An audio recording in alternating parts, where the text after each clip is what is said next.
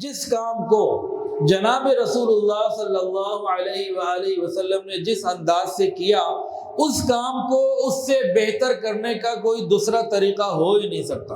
رات کو اللہ نے سکون کے لیے بنایا، نیند کے لیے بنایا، اور ہم میں سے بہت سارے لوگ نیند کی کمی کا، نیند بے خوابی کا شکار ہیں، نیند کی طرف سے مسائل کا شکار ہے۔ نیند کے بگڑنے سے معاملات یہاں تک پہنچتے ہیں، بندہ نفسیاتی مریض، ڈپریشن کا مریض، اینگزائٹی، یہ جو میلاٹونن ہے نا، یہ اینگزائٹی اور ڈپریشن کو بھی کنٹرول کرتا ہے۔ اگر ہم حضور پاک صلی اللہ علیہ وآلہ وسلم کی نیند کی ترتیب اس کو سیکھ لیں، سمجھ لیں اور عمل میں لے آئے، ہمارے مسئلے حل ہو جائیں گے۔ اور آج 1400 سال کے بعد سائنس، میڈیکل سائنس نے ریسرچ کر کے بھی جو انہوں نے ملینز آف ڈالر لگا کے ریزلٹس دیے ہیں، وہ بالکل وہی ہیں جو 1400 سال پہلے نبی علیہ السلام کا مبارک عمل تھا۔ مغرب کے بعد سونا پسند نہیں فرماتے تھے، عشاء کے بعد زیادہ دیر جاگنا پسند نہیں فرماتے تھے۔ عشاء کے بعد ترتیب یہ تھی کہ کچھ نفل ہو جائے، کچھ ذکر اذکار ہو جائے، اور اس کے بعد پھر فوراً سونا۔ سونے کے لیے جو بستر ہوتا تھا وہ سخت لائٹس آف کر کے، اندھیرا کر کے سوتے تھے، اور دائیں کروٹ پر سوتے تھے۔ ہر سنت کے ساتھ رسول اللہ صلی اللہ علیہ وآلہ وسلم کی محبت کی ایک مقدار، اللہ رب العزت کی محبت کی ایک مقدار بندی ہوئی ہے جو اندر اترتی چلی جائے گی۔ کہتے ہیں یہ سنت ہی ہے نا، کون سا کوئی فرض ہے، واجب ہے؟ سنت ہی ہے نا، کوئی واجب تو نہیں ہے۔ آپ لوگوں نے بھی جملہ شاید کبھی سنا ہو، سنت تو ہے، کون سا کوئی واجب ہے؟ کہاں لکھا ہے کوئی فرض ہے؟ جب دماغ میں یہ فطور آئے نا، سنت ہی ہے نا، واجب تو نہیں، اس وقت علاج کریں اپنے دماغ کا۔ میرا جنت میں جانا کون سا واجب ہے؟ کہاں لکھا ہے کہ میں جنت میں جاؤں گا؟ میرے بغیر بھی تو جنت کا گزارا ہو سکتا ہے۔ یہ کہاں لکھا ہے کہ میں بھی جنت میں پہنچ جاؤں؟ بات پوچھتے ہیں جی سنت کی لاجک کیا ہے؟ اتنا برا یہ سوال، میرے پاس اس کی برائی کو بیان کرنے کے لیے الفاظ نہیں ہیں۔ اور غور کریں، آج اگر امتی کو یہ حق ہے کہ نبی کی سنت کی لاجک پوچھتا پھرے، کل قیامت کے دن شفاعت کے لیے نبی علیہ السلام کی خدمت میں حاضر ہو، انہوں نے پوچھ لیا تیرے پاس کیا لاجک ہے کہ تیری شفاعت کروں؟ تیرا کاروبار، تیرا کردار، تیری زندگی، میاں بیوی کے تعلقات، تمہاری تنہائیاں، کیا لاجک لے کر آ رہے ہو؟ میری سنتیں مٹ رہی تھی، تم نے اس کے لیے کیا کیا؟ میرا دین مٹ رہا تھا، تم نے کیا کیا؟ کون سی لاجک ہوگی ہمارے پاس؟ الحمدللہ وکفا وسلام علی عبادہ الذین اصطفی، اما بعد فاعوذ باللہ من الشیطان الرجیم، بسم اللہ الرحمن الرحیم۔ وجعلنا نومکم سباتا سبحان ربک رب العزة عما یصفون وسلام علی المرسلین والحمد للہ رب العالمین۔ اللہ رب العزت نے تمام انسانوں میں سب سے زیادہ افضل، بلکہ اللہ رب العزت نے تمام مخلوقات میں سب سے زیادہ افضل انسانوں کو بنایا، انسانوں میں سب سے زیادہ افضل انبیاء کرام کو بنایا، اور انبیاء کرام میں سب سے زیادہ افضل رسول اللہ صلی اللہ علیہ وآلہ وسلم کو بنایا۔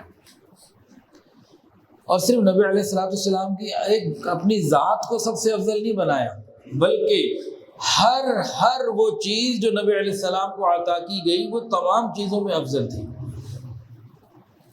مثال کے طور پر دو ماں باپ ہیں، بیٹی محبوب ہے، پیاری ہے، لاڈلی ہے، شادی کرنا چاہتے ہیں، جہیز کے لیے سامان جمع کر رہے ہیں، اور ماں باپ کے پاس وسائل کی کوئی کمی نہیں، اور ان کا جو ٹیسٹ ہے نا، ذائقہ ذوق، وہ بھی بڑا اعلیٰ ہے، بڑا پرفیکٹ ہے۔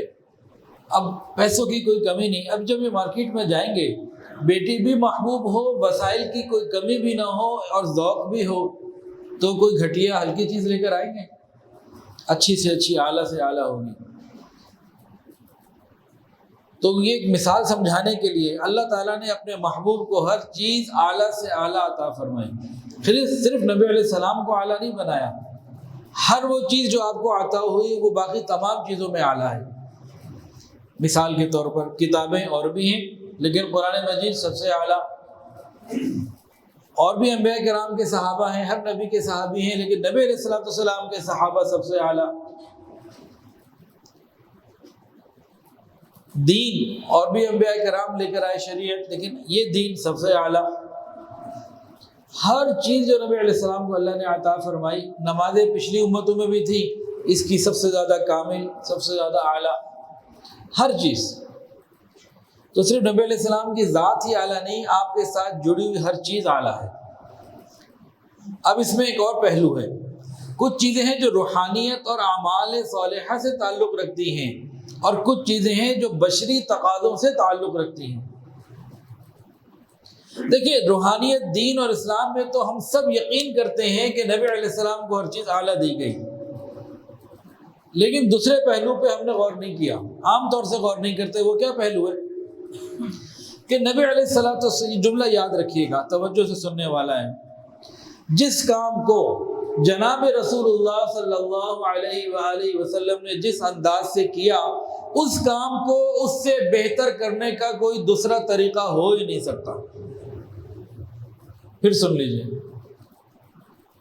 نبی علیہ الصلوۃ والسلام نے جس کام کو جس طریقے سے کیا، اس کام کو اس سے بہتر کرنے کا کوئی دوسرا طریقہ ممکن ہی نہیں۔ صرف اعمال کے اندر نہیں، دنیاوی معاملات کے اندر بھی، ہر چیز میں آپ کی جو ترتیب ہے وہ اعلیٰ ہے۔ نبی علیہ الصلوۃ والسلام کو اللہ رب العزت نے فطرت کے مطابق ذوق عطا فرمایا۔ آج ایک چیز کا ذکر کرنا ہے صرف نبی علیہ السلام کی، وہ ہے رات کا سونا، رات کی نیند۔ رات کو اللہ نے سکون کے لیے بنایا، نیند کے لیے بنایا، اور ہم میں سے بہت سارے لوگ نیند کی کمی کا، نیند بے خوابی کا شکار ہیں، نیند کی طرف سے مسائل کا شکار ہیں۔ اگر ہم حضور پاک صلی اللہ علیہ وآلہ وسلم کی نیند کی ترتیب اس کو سیکھ لیں، سمجھ لیں اور عمل میں لے آئے، ہمارے مسئلے حل ہو جائیں گے۔ اور آج 1400 سال کے بعد سائنس، میڈیکل سائنس نے ریسرچ کر کے بھی جو انہوں نے ملینز آف ڈالر لگا کے ریزلٹس دیے ہیں، وہ بالکل وہی ہیں جو 1400 سال پہلے نبی علیہ السلام کا مبارک عمل تھا۔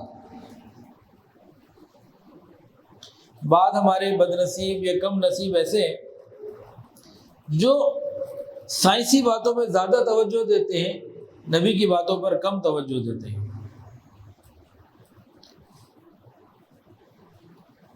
بعض نوجوان پی ایچ ڈی کرنا چاہتے ہیں، سبجیکٹ مانگتے ہیں، پوچھتے رہتے ہیں ایک دوسرے سے، بھائی کس سبجیکٹ میں ایک مقالہ لکھا جائے، تھیسس لکھا جائے، کیا کیا جائے۔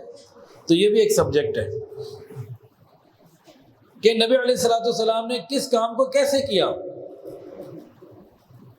اب یہ کام سب سے بہتر ہے، اب اس کو ثابت کرنا ہے، امت کے سامنے بھی لانا ہے، غیروں کے سامنے بھی لانا ہے۔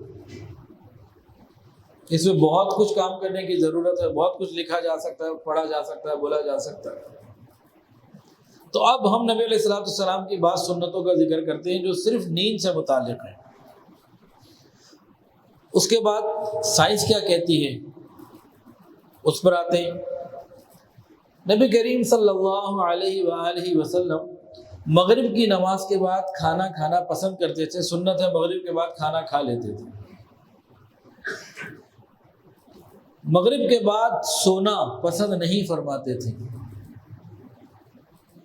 عشاء کے بعد زیادہ دیر جاگنا پسند نہیں فرماتے تھے۔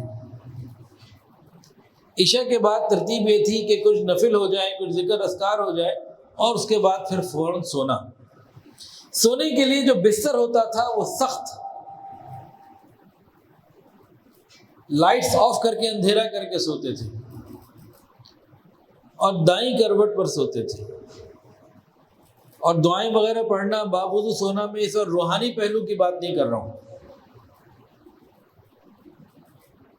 وہ تو اور بہت ساری پھر باتیں اس میں ایڈ ہو جائیں گی۔ میں تو ابھی صرف فطری بشری تقاضے کے مطابق، میڈیکل سائنس زیادہ سے زیادہ ادھر ہی جائے گی نا، روحانیت کو تو وہ نہیں ماپ سکتے اپنے کسی پیمانے پہ۔ تو کون کون سی سنتیں سامنے آئیں گی، آ گئی، ذرا دہرا دیں۔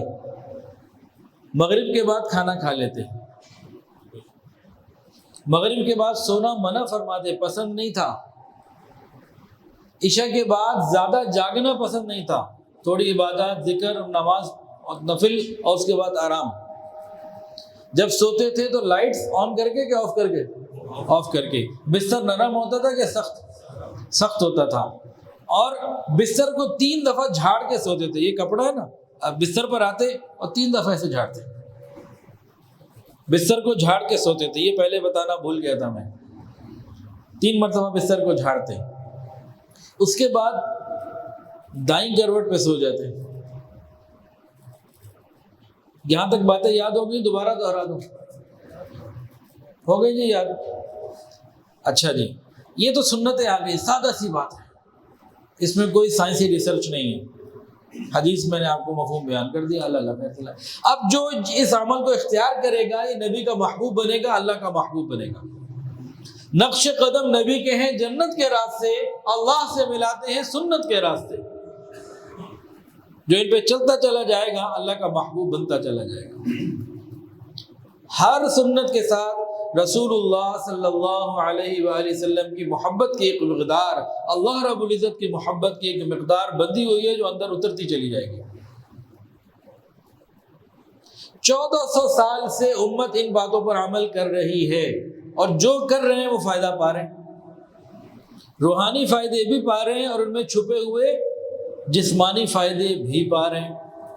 اب ایک مثال دے کے میں اس کی سائنسی ریسرچ پہ چلتا ہوں آگے۔ ایک صاحب نے گھر بنایا تو روشن دان بھی بنایا۔ ہاں بھائی، آپ نے روشن دان کیوں بنایا؟ بھائی ہوا آئے گی، وینٹیلیشن کا مسئلہ حل ہو جائے گا، اور روشنی آئے گی، انرجی سیونگ کا بھی مسئلہ ہے، تو روشن دان ہوگا۔ بجلی اتنی مہنگی ہو گئی ہے تو ہوا بھی آئے گی، روشنی بھی آئے گی، تو سیونگ بھی کرنی ہے، تو یہ فائدے ہیں۔ اس نے روشن دان کے کھڑکی کے فائدے بتا دیے۔ ایک اور بندے نے گھر بنایا، ہاں بھائی آپ نے یہ گھر میں روشن دان کیوں بنایا؟ کہے گا اس سے اذان کی آواز آئے گی۔ اس نے جواب یہ دیا کہ مجھے اس سے اذان کی آواز آئے گی۔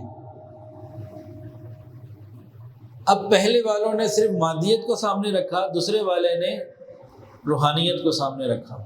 جس نے روحانیت کو سامنے رکھا کہ مجھے اس کھڑکی روشن دان سے اذان کی آواز آئے گی، اب میں آپ سے سوال پوچھتا ہوں، جی بتائیے کیا روشنی اور ہوا بھی اس کو آئے گی یا وہ نہیں آئے گی؟ آئے گی۔ لیکن دونوں کے عمل میں فرق کتنا ہے؟ اگر ہم ان سنتوں کو نبی کی سنت سمجھ کر عمل کریں، جو ان میں چھپے ہوئے مادی فائدے خود بخود ملیں گے۔ اب ان سنتوں کو تھوڑا سا ہم آگے دیکھتے ہیں۔ یہاں ڈاکٹرز بھی مجمع میں کوئی نہ کوئی بیٹھے ہوں گے، آپ ان سے پوچھ لیجئے، یہ سب کہتے ہیں رات کو عشاء کا کھانا کھانے کے، عشاء کے بعد کھانا کھانے کے فوراً بعد لیٹ جانا یہ نقصان دہ ہے۔ یہ بھی ڈاکٹر صاحب بیٹھے ہیں، ہاں جی ڈاکٹر صاحب فائدے مند ہے، نقصان دہ؟ نقصان دہ۔ آج ڈاکٹر ریسرچ کر کے بتا رہے ہیں نبی کی سنت پہلے سے موجود ہے۔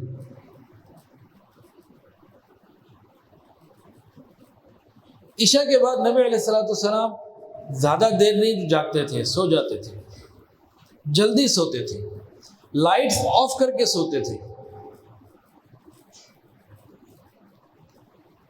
عشاء کے بعد نبی علیہ السلام جلدی سو جاتے تھے، لائٹس آف کر کے سوتے تھے، جو بھی اس چراغ بتی جو بھی چیز تھی، ہمارے زمانے میں اس کو لائٹ کہہ رہے، بند کر کے سوتے تھے۔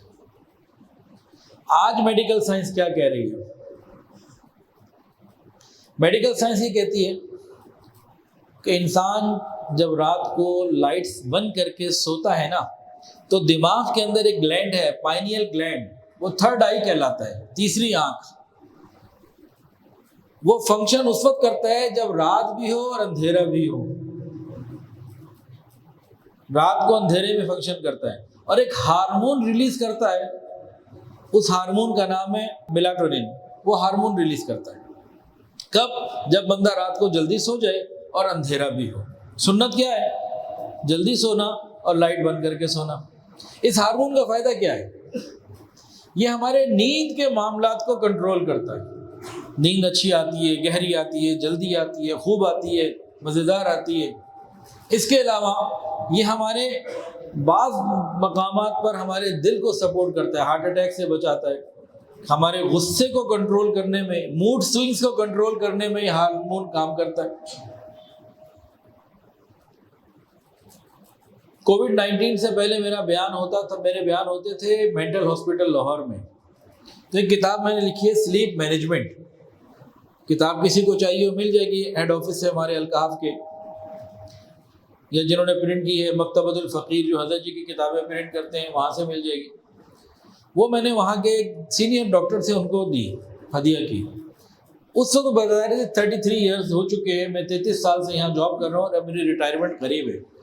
ٹائٹل دیکھا اور چند چیزوں کو دیکھنے کے بعد کہنے لگے، مجھے انہوں نے خود کہا، مجھے یہ کہا کہ اگر نیند کنٹرول ہو جائے نا تو ہمارے یہاں جتنے یہ آئے ہوئے ہیں پاگل یا نیند پاگل یا نفسیاتی مریض 70% کم ہو جائے تعداد. کہ یہ معاملہ بگڑتا ہی تب ہے جب نیند بگڑتی ہے. نیند کے بگڑنے سے معاملات یہاں تک پہنچتے ہیں بندہ نفسیاتی مریض، ڈپریشن کا مریض، اینگزائٹی. یہ جو میلاٹونن ہے نا یہ اینگزائٹی اور ڈپریشن کو بھی کنٹرول کرتا ہے. پیدا کب ہوتا ہے؟ رات کو بندہ جلدی بستر پر جائے اور لائٹ آف کر دے تب یہ بنے گا. اس کی جنریشن اس وقت ہوتی ہے ورنہ بنتا ہی نہیں، ابھی نہیں بن رہا. اب بتائیں اس کا فائدہ ہمیں کیسے ملے گا جب ہم سنت کے مطابق جلدی سوئیں گے؟ یہ میڈیکل ریسرچ کہاں پہنچی؟ نبی کی سنت پہ پہنچی، کہیں اور نہیں پہنچی. اب اس کا جوڑ کوئی اللہ اور اس کے رسول سے محبت کرنے والا بندہ ہوگا، علماء کا شاگرد ہوگا، وہ پھر ایسے ملائے گا. وہ اللہ کے قریب کرے گا ان ریسرچ کے بعد، اللہ کے محبوب کے قریب کرے گا ان باتوں سے. اور غور کیجئے ہم کیا کرتے ہیں، ہم رات کو دیر سے سوتے ہیں، جاگتے رہتے ہیں. ہماری جو تھرڈ آئی اندر ہے پائنیل گلینڈ، اس کو اندھیرے کی پوزیشن ملتی ہی نہیں. لائٹ بند بھی کر دیں تو موبائل کی اسکرین سامنے ہوتی ہے تو اس کے لیے وہ روشنی ہے. وہ اپنا کام اسٹارٹ نہیں کرے گا، تو دیکھ رہا ہے کہ ابھی روشنی ہے، ابھی تو ضرورت نہیں ہے، میرے وقتی کام کا اسٹارٹ نہیں ہوا. موبائل کی اسکرین ہے، ٹی وی کی اسکرین ہے، لیپ ٹاپ کی ہے، کسی بھی چیز کی اسکرین کے سامنے آ گئے. اب جناب یہ چیز نکل گئی. جب یہ چیز نکل گئی تو زندگی میں ان گنت پریشانیاں آنی ہیں، دو چار قسم کی نہیں آنی، ان گنت آنی ہے. میڈیکلی کیا آنی ہے؟ نیند کے پرابلم، جس سے نفسیاتی اور جذباتی معاملات، غصہ یہ آئے گا. اور پھر بعد ہارٹ کے پرابلم اس میں شروع ہوں گے، ڈپریشن اور اینگزائٹی بھی آئے گی. اس سے پھر معاشرتی مسائل شروع ہو جائیں گے، گھروں کے اندر نفرتیں، لڑائیاں، دوریاں، غصہ، یہ معاملہ شروع ہو جائیں گے. اور پیسوں کے مسائل بھی آئیں گے. جو رات کو دیر سے سوئے گا صبح دیر سے اٹھے گا، فجر قضا ہو گئی. فجر کے بعد سونا جو ہے نا وہ مناسب نہیں ہے. اور اب یہ 11 بجے 12 بجے کاروبار کے لیے پہنچ رہے ہیں تو دیکھیں زوال کا ٹائم کیا لکھا ہوا ہے بورڈ پہ. اچھا 11:15 بجے بتا رہے ہیں کہ تقریباً زوال کا وقت ہے. ادھر زوال کا وقت شروع ہوتا ہے، ادھر ہم دکانیں کھول رہے ہوتے ہیں، مارکیٹوں میں پہنچ رہے ہوتے ہیں. عروج کدھر ملے گا ہمیں؟ عین زوال کے وقت تو کاروبار کر رہے ہوتے ہیں. اور نبی علیہ السلام نے فرمایا میری امت میں جو برکت کا وقت ہے یہ فجر کے بعد کا ہے، کاروبار صبح ہونے چاہیے. میرے دادا کے والد، میرے دادا نے بتایا امبالہ میں ان کی دکان تھی عبداللہ اسٹور کے نام سے. فجر کی نماز کے بعد دکان پہ جایا کرتے تھے اور عصر کے بعد دکان بند کر کے گھر آ جایا کرتے تھے. تو یہ ہمارا رہا ہے، اس وقت زمانہ رہا ہے. آج چائنا چلے جائیے، میں خود گیا ہوں، صبح 8 بجے 7:30 بجے ان کی دکانیں کھل جاتی ہیں، 4 بجے مارکیٹ بند. جو 3:45 بجے ان کے پاس کسٹمر آ رہے کہتے ہیں نہیں کل آنا، شام 4 بجے. تو ایک دفعہ میں وہاں پہ تھا، مجھے کسی نے کہا جی یہاں پہ نائٹ مارکیٹ بھی لگتی ہے گونزو میں. تو میں نے کہا چلو اس کو بھی دیکھ لیتے ہیں، دوسری مارکیٹ تو دیکھ لی، ہو سکتا ہے وہاں ہمیں ہمارے مطلب کی کوئی چیز مل جائے. تو مارکیٹ سے خریداری کرتے تھے ہم الیکٹرانکس کا سامان. تو میں نے کہا شاید وہاں بھی کوئی ہول سیلر بیٹھا ہو. میں جناب چلا گیا نائٹ مارکیٹ. انہوں نے کہا جناب نائٹ مارکیٹ رات 11:30 بند ہو جاتی ہے. آپ کیا سمجھ رہے ہیں نائٹ مارکیٹ کو؟ یہ دنیا میں ہو رہا ہے. ابھی ترکی گیا تو مختلف جگہ جانا تھا، تو ایک صاحب نے ہماری دعوت کی بھی تھی کسی ہوٹل میں، جی بہت خاص چیز بنتی ہے اور اسپیشل ڈش ہے، آپ نے پہنچنا ہے رات کو کھانا کھا لیں. ہم نے کہا ٹھیک ہے رات کو آ جائیں گے. ہمارے دن میں تو ہی تھا رات ہی ہوتی ہے 10 بجے اور ہوٹل میں جانا ہے، کوئی جلدی تو نہیں. اب جناب مغرب کے بعد فون پہ فون، آپ لیٹ ہو رہے ہیں، کدھر ہیں؟ ہم نے کہا یار بھی تو اتنا 45-50 منٹ کا تو سفر ہے جہاں ہم ہیں، روڈ پہ آنے کو باہر تو نہیں آ رہے. کہ کدھر ہے؟ آپ کو کہا تھا رات کا کھانا. یار رات کا کہا تھا نا، ابھی تو 7 بجے ہیں. ان کا جی وہ رات کو ہوٹل 8:30 بجے بند ہو جاتا ہے. جس میں آپ کو کھانے کی دعوت دینی ہے. ابھی آپ کہہ رہے ہیں 50 منٹ میں پہنچیں گے تو پیچھے تو 40 منٹ رہ جائیں گے. وہ سرو کیا کرے گا؟ کھائیں گے کیا؟ اس کو تو روک کے رکھا ہوا ہے. وہ مجھے فون کر رہا ہے کہ بھائی بتاؤ کہ مہمانوں نے آنے کہ نہیں آنا. میں نے تمہارے لیے یہ کھانا روک کر اس کو میں سیل کروں. پھر وہ ایک خاص چیز تھی جو بڑی محنت سے بنتی ہے. اس ڈش کا نام تو مجھے یاد نہیں آ رہا, لیکن اس میں مسالے بہت کم تھے اور کیا کہتے ہیں بڑی لذیذ تھی. خیر پھر ہم پہنچے. جب پہنچے تو 8 بجے کے قریب کا وقت تھا. ان کا جب ہوٹل ریسٹورینٹ یہ بند ہونے والا ہے, 10-12 منٹ اس ریسٹورینٹ والے سے بڑی مشکل سے لیے کہ بھائی آج 8:30 نہ بند کر, تھوڑا 8:45 کر لے بھائی, پاکستان سے آئے میں, مہربانی آپ کی, آپ ہی کا کھانا کھا رہے ہیں, پیسے بھی دینے ہیں. کہا جی جلدی مچائی, نکلو جلدی سے. ہمارے یہاں کیا ہوتا ہے, رات کی دعوت کبھی تصور بھی نہیں ہے کہ جی 8:30 بجے ختم ہو جائے گی. تو ہم نے اپنی رات کو نبی علیہ السلام کی رات سے مختلف کر کے جسمانی مسائل بھی لیے, روحانی مسائل بھی لیے, نفسیاتی مسائل بھی لیے, معاشرتی مسائل بھی لیے, کاروباری مسائل بھی لیے, معاشی مسائل. اچھا جی, یہ تو ایک پائنیل گلینڈ کی بات ہوئی اور میلاٹونین جو ہارمون ہے اس کی بات ہوئی, اس کے بارے میں تھوڑی سی بات ہو گئی. اب مزید سنتیں کیا تھیں, کوئی بتائے جی سنتیں جو بتائی تھی. یہ تو جلدی سونے کے حوالے سے بات ہوئی اور لائٹ بند کرنے کے حوالے سے بات. اگلی کوئی بات بتائیں. کھانا تو مغرب کے بعد کھا لیا نا, تو ہاں بستر جھاڑنا. بستر جھاڑنا یہ بتایا تھا جی, 3 دفعہ بستر جھاڑنا. اب حدیث سنیے. رسول اللہ صلی اللہ علیہ وآلہ وسلم نے فرمایا کہ جب تم میں سے کوئی بستر پر جائے سونے کے لیے تو 3 مرتبہ بستر کو جھاڑ لے. تمہیں نہیں پتا کہ تم پیچھے کیا چھوڑ کے جا رہے ہو. 1400 سال پہلے ایک نبی علیہ السلام نے یوں بات فرمائی تو صحابہ کرام جھاڑ کے سوتے تھے. اور الحمدللہ میں بھی بہت عرصے سے جھاڑ کے سوتا ہوں. یہ تو اب 4-5 سال پہلے پتہ لگا کہ جھاڑنے کا فائدہ کیا. مادی فائدہ, روحانی فائدہ تو ہے. اور 1400 سال سے امت ایک سنت پوری کرتی چلی آ رہی ہے. اب اس جھاڑنے کا فائدہ کیا ہے جی؟ آج سائنس نے بتا دیا کہ انسان کا جو یہ جسم ہے, یہ اس باڈی جو ہماری ہے نا, سیلز کا مجموعہ ہے اور بہت بڑی تعداد میں, اربوں خربوں کی تعداد میں یہ سیلز ہیں. ہر وقت سیلز نیچے گر رہے ہیں. جو نیچے گر جاتے ہیں ان کو کہتے ہیں ڈیڈ سیلز, اور نئے ہر وقت بن رہے ہیں. ہر لمحہ ہر آن یہ کام ہو رہا ہے. ایک سائیکل ہے جو چلتا چلا جا رہا ہے. اور قریب 4-5 مہینوں میں پوری باڈی سیلز چینج ہو جاتے ہیں, نئے آ جاتے ہیں, بالکل نئے آ جاتے ہیں. آج جو میں آپ کے سامنے کھڑا ہوں, اگر زندگی ہے 4 مہینے 5 مہینے بعد ملاقات ہوتی ہے تو سارے باڈی سیلز چینج ہوں گے.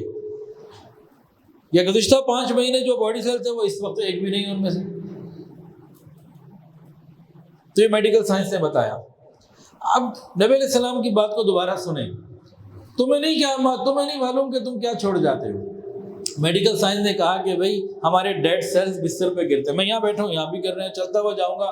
وہ جو پہلے کھوجی کتے ہوتے تھے نا, آج بھی ہوتے ہیں. پتہ نہیں وہ ڈیڈ سیلز کو سونگ رہے ہوتے ہیں, اللہ جانے. سب کی خوشبو بھی الگ ہوگی. یہ تو پھر الگ الگ اس کے اندر سے پھر برانچز نکلیں گی ریسرچ کی. اچھا,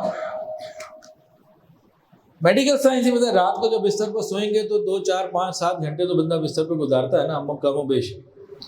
6 گھنٹے اگر یہ بستر پر ہے تو 6 گھنٹے مستقل ڈیڈ سیلز گر رہے ہیں. دوبارہ جب یہ بستر پر آئے گا اور اپنے ڈیڈ سیلز کے اوپر بغیر بستر جھاڑے سو جائے گا, یہ ڈیڈ سیلز, مزید گرنے والے ڈیڈ سیلز اور نیا جسم جو بن رہا ہے, یہ سب مل کے نئی بیماریوں کا ذریعہ بنے گی. پرانے ڈیڈ سیلز جو پڑے ہوئے تھے اب نئے جو آج گر رہے ہیں, اور نئے سیلز کے ساتھ جب ان کا ٹاکرا ہونا ہے تو اس نے بیمار ہو جانا ہے. اب میڈیکل سائنس نے آج کے جدید زمانے میں اس کا حل کیا بتایا, ان کا بستر کو جھاڑ کے سو. پتہ نہیں اس پہ ملینز آف ڈالر خرچ کیے یا کیا کیا. حل وہی بتایا جو 1400 سال پہلے. یہاں رک کر میں ایک بات کہوں گا پھر آگے بڑھتا ہوں. میڈیکل سائنس یا کوئی بھی سائنس, کوئی بھی ریسرچ, جب یہ کسی نتیجے پہ پہنچتے ہیں تو بعض مرتبہ یہ کچھ عرصے کے بعد اپنا نتیجہ بدل دیتے ہیں, پھر بدل دیتے ہیں. کب جا کے نہیں بدلتے, یہ اس وقت جا کے نہیں بدلتے جب ان کی ریسرچ سنت پہ پہنچ چکی ہو. پہلے کہتے تھے بندر سے پیدا ہوا انسان، کیا ہوا؟ آج جینیٹک سائنس نے بتا دیا سورہ نساء کی آیت کے ساتھ، جو قرآن نے کہا کہ پہلے اللہ نے ایک مرد کو پیدا کیا، پھر اس سے عورت کو، پھر آگے کثیرہ، آگے سب، پھر آگے، تو آج جینیٹک سائنس نے اس کو ثابت کر دیا۔ وہ لڑائی ختم ہو گئی کہ پہلے مرغی پیدا ہوتی کہ انڈا، یہ ہمارے بچپن کی باتیں تھیں، اب نہیں ہیں۔ اب پتہ لگ گیا کہ پہلے مرد پیدا ہوا تھا اور اکیلا تھا۔ تو جتنی ریسرچ آگے بڑھتی جا رہی ہے، جو ان کی فائنل ڈیسٹینیشن ہوتی ہے، اللہ کی قسم وہاں رسول اللہ صلی اللہ علیہ وآلہ وسلم کے مبارک پاؤں پہلے سے ہیں، 1400 سال پہلے سے قدم وہاں موجود ہیں۔ ہم پتہ نہیں کون کون سے پریشر میں آ کے، پیئر پریشر میں آ کے، اور ادھر ادھر کے پریشر میں آ کے نبی کی سنت کو ہلکا سمجھتے، کہتے ہیں یہ سنت ہی ہے نا، کون سا کوئی فرض ہے واجب ہے، سنت ہی ہے نا، کوئی واجب تو نہیں ہے۔ آپ لوگوں نے بھی جملہ شاید کبھی سنا، سنت تو ہے، کون سا کوئی واجب ہے، کہاں لکھا ہے کوئی فرض ہے؟ جب دماغ میں یہ فطور آئے نا سنت ہی ہے نا، واجب تو نہیں، اس وقت علاج کریں اپنے دماغ کا۔ میرا جنت میں جانا کون سا واجب ہے؟ کہاں لکھا ہے کہ میں جنت میں جاؤں گا؟ میرے بغیر بھی تو جنت کا گزارا ہو سکتا ہے، یہ کہاں لکھا ہے کہ میں بھی جنت میں پہنچ جاؤں گا؟ بعض پوچھتے ہیں جی سنت کی لاجک کیا ہے؟ اتنا برا یہ سوال، میرے پاس اس کی برائی کو بیان کرنے کے لیے الفاظ نہیں ہے، میرا اتنا مطالعہ گہرا نہیں ہے کہ اس کی برائی بیان کر سکوں، شاید کسی کا بھی نہ ہو۔ یہ مطلب نہیں ہے کہ سنتوں کی لاجک نہیں ہے، مطلب کیا ہے؟ جس کو تو رسول اللہ صلی اللہ علیہ وآلہ وسلم سے سچی محبت ہے، اس کے لیے یہ لاجک کافی ہے کہ میرے محبوب کا عمل ہے۔ جس کو محبت نہیں ہے، یہ کمزور ہے، 2 نمبری والا کے بیچ میں گڑبڑ ہے، وہ پھر پوچھتا پھرے۔ جس کو تو محبت ہے اس کے لیے اتنا کافی ہے میرے محبوب کا عمل ہے۔ جنہیں محبت نہیں ہے، یہ ادھوری ہے، پوچھتے پھرے۔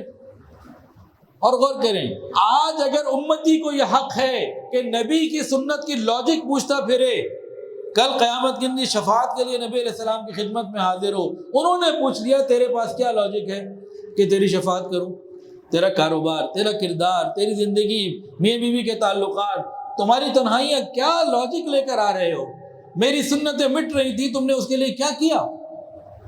میرا دین مٹ رہا تھا، تم نے کیا کیا؟ کون سی لاجک ہوگی ہمارے پاس؟ اچھا جی، بستر کا سخت ہونا، نبی علیہ الصلوۃ والسلام کا بستر سخت ہوتا تھا۔ آج بتائیے سارے ڈاکٹر مولٹی آرتھو پہ آ گئے کہ نہیں؟ فوم کدھر گیا؟ آرتھو آ گیا؟ آپ کے گھروں میں بھی آ گیا کہ نہیں آ گیا؟ وہ کہتے ہیں جی کمر کی حفاظت چاہتے ہو تو پھر کہاں پہ سونا جی؟ سخت جگہ پہ۔ کہتے ہیں زمین پہ سو، تختے پہ سو، پیسے ہیں تو مولٹی آرتھو لے لو۔ آگے جی کمر کے لیے۔ اب اگلی بات کیا تھی جی آخری؟ دائیں کروٹ پہ سونا۔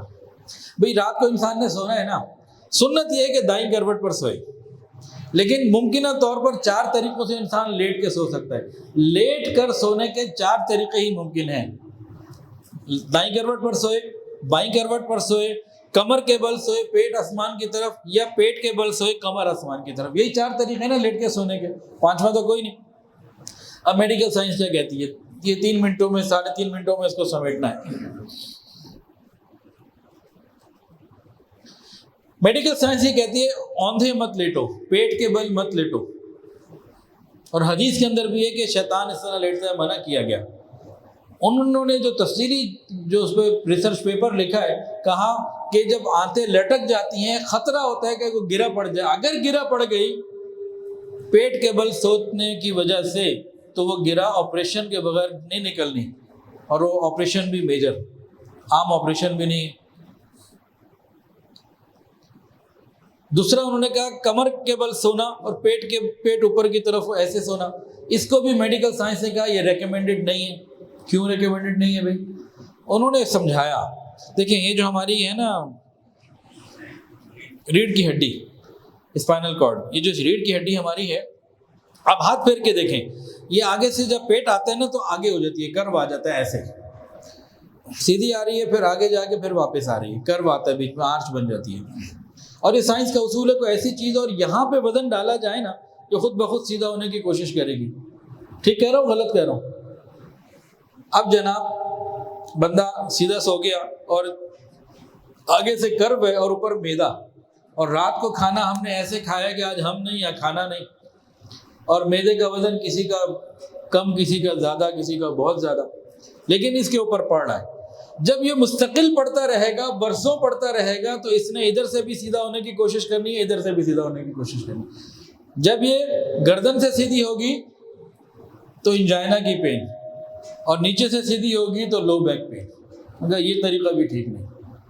اب تیسرا طریقہ کون سا ہے کہ بندہ لیفٹ سائڈ پہ سو جائے۔ اب لیفٹ سائڈ پہ اگر سو جائیں تو سائنس نے کہا یہ بھی غلط ہے، بہت غلط ہے۔ کیوں؟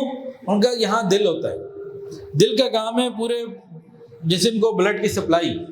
جب آپ ایسے لیٹ گئے تو دل نیچے اور باڈی اوپر، تو اس کو زیادہ محنت کرنی پڑے گی۔ جبکہ سونے کی پوزیشن پہ بندہ جب چلا جاتا ہے تو ہمارا ہارٹ آف لوڈ کنڈیشن میں چلا جاتا ہے، دل آف لوڈ کنڈیشن میں چلا جاتا ہے، اس کی موومنٹ سلو ہو جاتی ہے۔ بیٹھے ہوئے چل رہے ہیں تو یہ اس کی نارمل ہے، اس کو سلو ہو جاتی ہے، ضرورت نہیں ہوتی تیز۔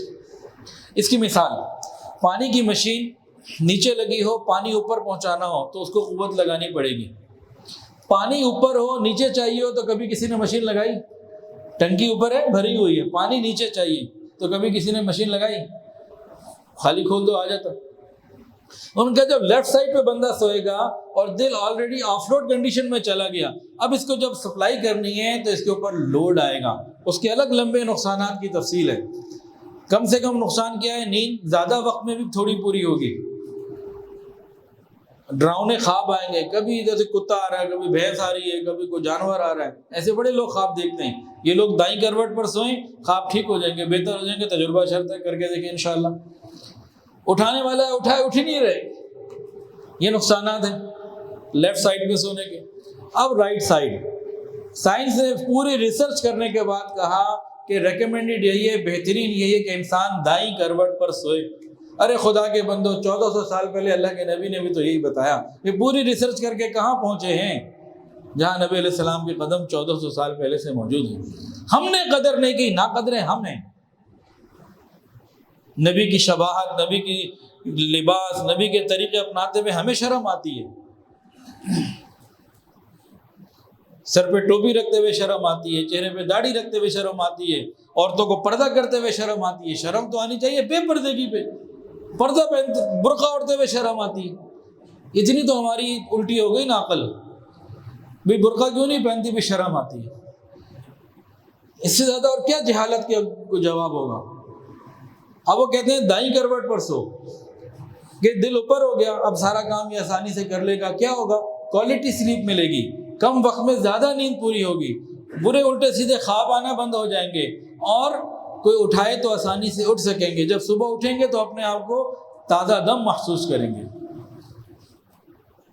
تو بھائی اب یہ سنتیں آپ نے تھوڑی سی سونے کی سن لی، اب ہمارے لیے ایک چیلنج آ گیا، ہم میں سے کوئی اس لیے اس پر عمل کرے کہ مجھے یہ والے جسمانی فائدے حاصل ہوں، تو اس نے نبی کی کوئی قدر نہیں کی۔ نبی کی کیا قدر کی؟ وہ دکاندار آدمی ہے۔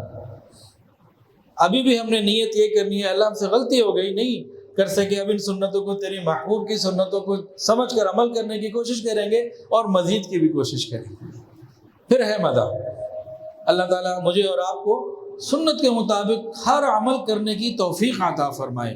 ویڈیو کے نیچے سبسکرائب کے بٹن پہ کلک کریں، بیل کے آئیکن پہ کلک کیجئے تاکہ ہر نئی ویڈیو کی نوٹیفیکیشن آپ کو مل جائے۔